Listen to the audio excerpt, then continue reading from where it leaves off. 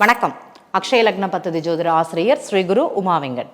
என் பொண்ணுக்கு வெளிநாட்டு பையன் கிடைப்பானா, என் பொண்ணை நான் வெளிநாட்டில் தான் செட்டில் பண்ணி கொடுக்கணும், கல்யாணம் பண்ணி கொடுக்கணும் அப்படிங்கிற ஒரு எண்ணம் இருக்குது. அந்த மாதிரி வரன் அமையுமா, அதே மாதிரி நாங்கள் பார்த்துன்னு இருக்கோம் அப்படின்னு தான் கேள்வி.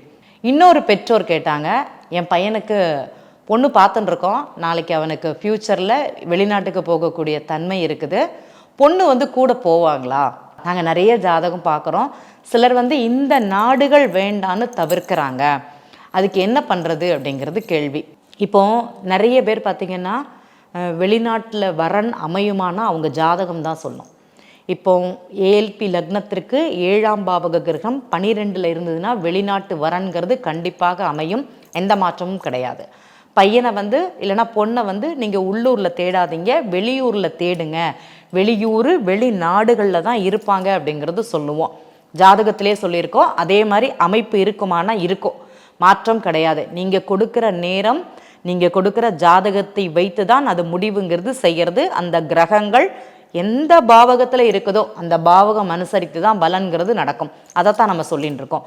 நடந்திருக்குதானா நடந்திருக்குது. இதில் என்னன்னு பார்த்தீங்கன்னா, இப்பையன் உள்ளூரில் வேலை பார்த்துட்டு இருப்பான், நல்ல வரனாக இருக்கும்.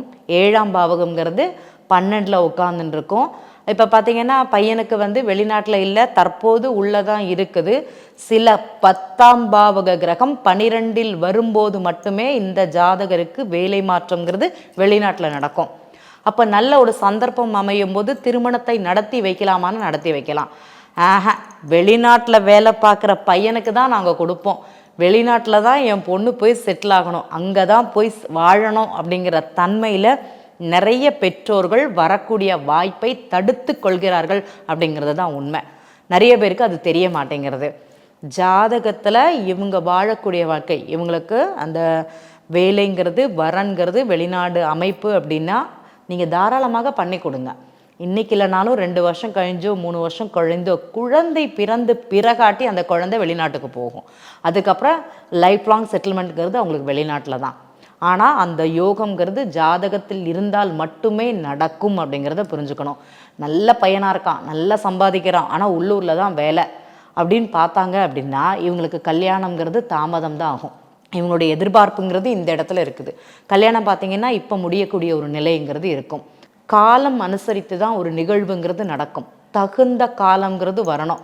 இப்போ நான் ஒரு பூவை நடுறேன், பூ செடியாக வளர்ந்து, இந்த செடி வளர்ந்து பூவாக மாறி அந்த பூ பறிக்கக்கூடிய காலகட்டத்தில் மட்டும்தான் அது அழகு தரும்.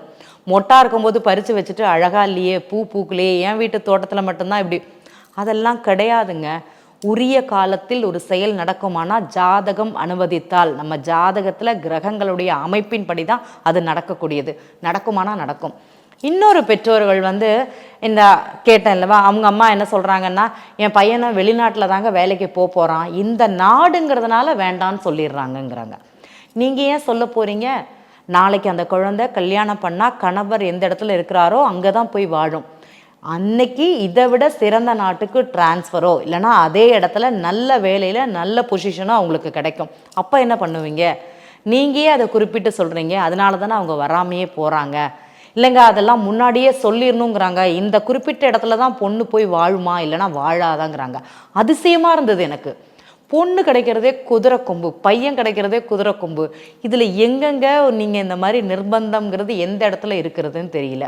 இன்றைக்கி வெளிநாட்டில் வாழக்கூடியவர் நிறைய நண்பர்கள் இருக்காங்க. அவங்களுக்கு இப்போ பார்த்திங்கன்னா எல்லாருமே வெளிநாட்டிலேருந்து வேலையிலேருந்து திருப்பி வரக்கூடிய ஒரு நிலை இருக்குது. அந்த இடத்துல அந்த சூழ்நிலை இருக்குதானா இருக்குது. எனக்கு வேலை நிரந்தரமாக இருக்குமான்னு தான் எல்லாரும் ஜாதகம் பார்க்குறாங்க. இப்போ இந்த மாதிரி அமைப்பு இருக்கும்போது நீங்கள் விருப்பப்பட்ட ஒரு தன்மையாக இருந்தாலும் சரி, திரும்பி வரக்கூடிய யோகம் ஒரு 3 வருஷத்தில் 4 வருஷத்தில் அந்த பையனுக்கு இருந்ததுன்னா என்ன பண்ணுவீங்க? 3 வருஷத்துக்கு அப்புறம் வேண்டான்னு சொல்ல முடியுமா? அந்த கிரகங்கள் அந்த காலகட்டங்கள் மட்டும்தான் அவங்களுக்கு அந்த இடத்துலன்னு இருக்குது. தாமதமாக ஒரு செயல் நடந்தாலும் அது நல்லபடியாகவே இருக்கும், நீண்ட நாள் இருக்கும் அப்படிங்கிறத இன்றைய பெண்களும் இன்றைய ஆண்களும் தெரிந்து கொள்ள வேண்டும்ங்கிறத இந்த இடத்துல பதிவு பண்ணிக்கிறேன். உங்களுடைய விருப்பங்கிறது இங்கே கிடையாது, கிரகங்களுடைய அமைப்பு மட்டும்தான். நீங்கள் விரும்புகிறீங்கன்னு நினைக்கிறீங்க, அந்த ஒரு க்ஷணம் மட்டுமே அந்த விருப்பத்திற்கு அந்த இடம்ங்கிறது கொடுக்குமே தவிர பாக்கி எல்லாமே கிரகங்கள் தான் வழிநடத்தி வைக்குது அப்படிங்கிறத புரிஞ்சுக்கணும். சிலருக்கு கல்யாணம் பண்ணுவாங்க, கல்யாணம் ஆனதுக்கப்புறம் அந்த பையனுக்கு ஃபாரின் செட்டில்மெண்ட் அப்படிங்கிறது கிடச்சிரும். ஒரு ஜாக்பாட் அடிக்கணும்னு சொல்லுவாங்கல்வா, பொண்ணையும் கூட்டிகிட்டு வெளிநாட்டுக்கு போயிடுவாங்க, எதிர்பார்த்துருக்கவே மாட்டாங்க.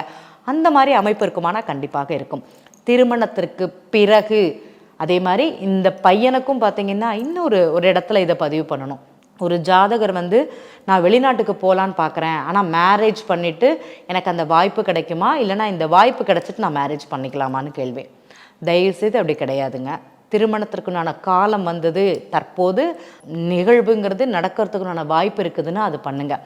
வெளிநாடு வாய்ப்புங்கிறது அது தானாக வரும். இப்போ 7ஆம் பாவகம்ங்கிறது 10ல் உட்கார்ந்துருந்ததுன்னா திருமணத்திற்கு பிறகு தான் அங்கே வேலை அப்படிங்கிறத புரிஞ்சுக்கணும். அதை முதல்ல நம்ம பார்த்துக்கணும். நம்மளுடைய ஜாதக அமைப்பின்படி அந்த ஜாதகருக்கு 7ஆம் பாவகம் 10ல் இருந்தது. 7ங்கிறது திருமணம், 12ங்கிறது வேலை பார்க்குற இடத்துல, இல்லைனா திருமணத்திற்கு பிறகு தான் அந்த வேலைக்குண்டான அமைப்பு, அதுவும் நிரந்தர வேலைக்குண்டான அமைப்புங்கிறது அந்த ஜாதகத்தில். அதை சொன்னோன்னு அவர் புரிந்து கொண்டார் அப்படிங்கிறது தான் உண்மை. ஏன்னா நீண்ட நாள் காத்திருந்தார் அந்த நண்பர். யாரோ ஒரு நண்பர் தகவல் கொடுத்து தான் நம்மள்கிட்ட பார்க்க வந்தார். அப்போ அவர்கிட்ட சொன்னது தகவலுங்கிறது இது. இல்லை தம்பி, கல்யாணத்துக்கு தற்போது டைமிங்கிறது நல்லா இருக்குது, நீங்கள் கல்யாணம் பண்ணுங்கள், அதுக்கப்புறம் உங்களுக்கு வேலைங்கிறது கிடைக்கும், வெளிநாட்டு யோகமாகவே இருக்கும் அப்படிங்கிறது கூறிய தகவல். நிறைய பேர் வந்து கிடைக்கிற வாய்ப்பை மிஸ் பண்ணிவிட்டு நிற்கிறாங்க, அங்கங்கே ஒரு இடத்துல நிற்கிறாங்க. தயவுசெய்து கிடைக்கிற வாய்ப்பை பயன்படுத்திக்கோங்க. என்னைக்காக இருந்தாலும் நிகழக்கூடியதுங்கிறது நிகழ்ந்தே தீரும். என்ன காலதாமதமாக வாழ்ந்து அந்த வாழ்க்கையை வந்து வாழ விடாமல் நீங்களே தடுத்துக்கிறீங்க அப்படிங்கிறது தான் உண்மை. இதில் நிறைய பேசலாம். அம்மா காரணம், அப்பா காரணம், தம்பி காரணம், தங்கச்சி காரணம், வீடு காரணம், படிப்பு காரணம், பையனுடைய எண்ணம் காரணம், கையனுக்கு ஏதோ ஒரு பிளாக் மார்க் இருக்குது, ஏதோ சண்டை போட்டாராம், நிறைய நிகழ்வுகள் சொல்லலாம். என்ன நிகழ்வுகள் இருந்தாலும் நம்முடைய ஜாதகப்படி இந்த மாதிரி தான் வரன் அமைப்பு வரும்னா வந்தே தீரும். அதை தடுக்க வேண்டாம். அது உரிய காலத்தில் நடக்கட்டும். அதற்கு கிரகங்கள் அதற்குண்டான வாழ்த்தை நமக்கு கொடுக்குமானா கொடுக்கும். அதற்கு அமைந்த மாதிரி வாய்ப்பு நமக்கு வாழ்க்கை வரமாக அமையும் அப்படிங்கிறதுல எந்த மாற்றமும் கிடையாது. நன்றி.